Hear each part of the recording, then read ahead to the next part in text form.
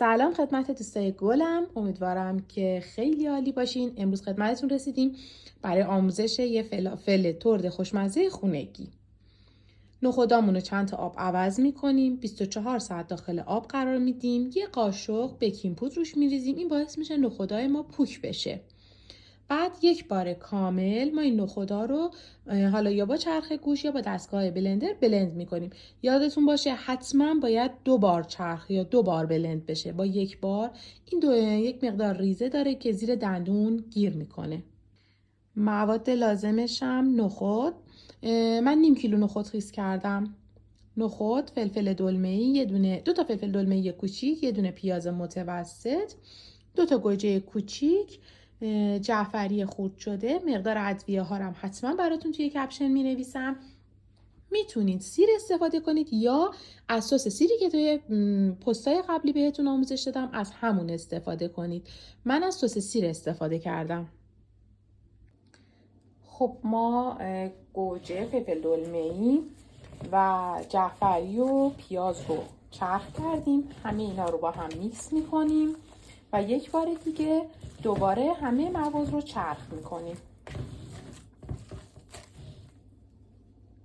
همه موادمون رو که 2 بار چرخ کردیم ادویه‌مون رو بهش اضافه میکنیم که شامل زردچوبه، نمک، پاپریکا، زیره سیاه، فلفل سیاه، فلفل قرمز، ادویه کاری، بیکینگ پودر، زردچوبه و تخم گیشنیزه. شما همونطور که گفتم میتونید سیر یا اینکه من سس سیری که قبلا بهتون آموزشش رو دادم اضافه میکنم. 2 تا قاشق سس سیر اضافه میکنم و تمام مواد رو با هم ترکیب میکنم.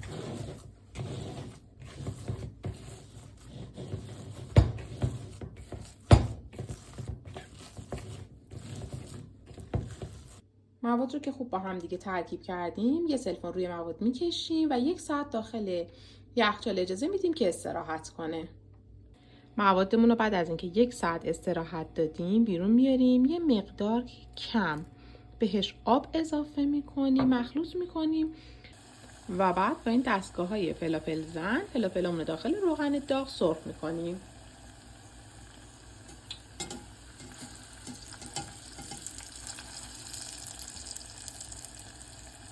اینم فلافلای خوشمزه و خونگی من.